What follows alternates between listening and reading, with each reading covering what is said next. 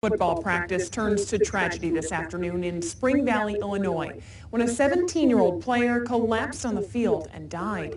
The superintendent at Hall High School says Daniel Lulay passed out on the field just after noon when practice got started. Players were doing non-contact agility drills when he collapsed. What kind of a football player was Daniel most like? Daniel would show up at, before 6 in the morning and help the kids that were there to lift in the morning by spotting them or whatever it took, and then he would come back after school and do his lift. And he was always the first one in there, every morning at like 6 o'clock. But he was really motivational for all of us. He always got us going in the locker rooms and stuff. He came in not knowing anything about football, and he just worked out all the time, got strong in the weight room, and got a strong spot in defense. Plus do his schoolwork and work, a job at night. He was a very good football player. I mean, he was always trying to help people out too, and he was fun to be around.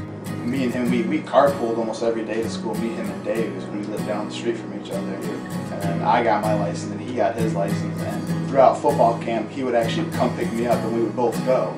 So then, like, the day it happened, and it got weird that I had to drive myself to practice, and then for school, the same thing. I was quiet. It felt like the school was empty. I don't know. Everybody felt it. The day that he passed away was the first day of 2 days. The next day, they had like a meeting in the auditorium, and that counted as a practice. They tried to get us back on track, even though none of us were mentally ready for it. Yeah, I mean, they had like the counselors there. I mean, they were trying to help us. I'm gonna be honest, like no one really wanted to talk to them at the time. I mean, we didn't think anything they had was gonna help. I mean, yeah, it was with good intentions, I think. I mean, it was awkward going back. I mean, because it was so soon, so close to the school year, I mean, he was a kid who was in our lives all day, every day, and he's gone all of a sudden. It was definitely getting used to.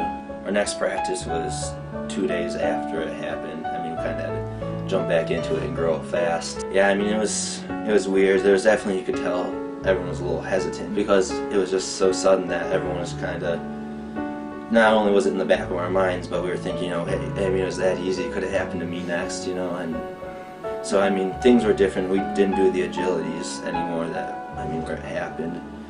For the rest of the year, we stayed off of that part of the field, and I don't know how you handle that. That's not something most people would be able to ever imagine having to deal with, so, I mean, with the circumstances, I think they did a good job. Losing Daniel was, like, to me, almost like losing a son, because I was very close with Dan. Talked a lot.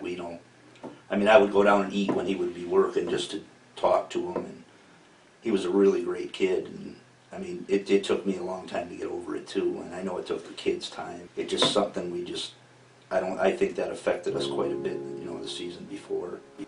Last year we had a lot of stuff that, banners and things. We kind of associated it with a bad season last year. We kind of wanted to have almost a rebirth, and one of the ways we still wanted to honor Daniel was keep his statue there. We had that made last year, and all the players, we come through the gate every game and we walk back and all go touch the statue, pray if we want to or whatever. I mean, just to remind us that he's still on the field with us, I remember before the games we would go up to that and huddle around it. And having hundreds, thousands of people be at the games was insane. I always wanted to be a football player. It was the best atmosphere around, especially when they were good. Growing up, meant everything to the town. It had everyone's support, and yeah, we came in this year definitely with a chip on our shoulder. No one expected anything of us, and that's how we wanted it to be, Like I told them at the end, they're always going to be the team that restarted the Hall dynasty. It's always been that way from as far back as I can remember from when I was a kid. It was always about Friday night and going to the games, and this community just loves football, and they always have, and they had success way back, as early as the 20s and 30s, and it continued, and they had a little drought every now and then, but it seemed to always come back, and the community was always there to support it. I think like any small community, with football on Friday night, it's a gathering place, it's a community thing, especially when you have success, and it's kind of the glue to the community. Would you have anything to say to Daniel if you could talk to him? We all really care about him. We miss him. It was tough watching him go. It's like we actually all got to watch him.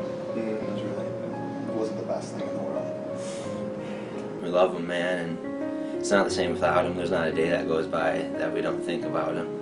I just wish we could have, you know, just said one more thing to him, you know, before. Yeah, you never know. I miss you.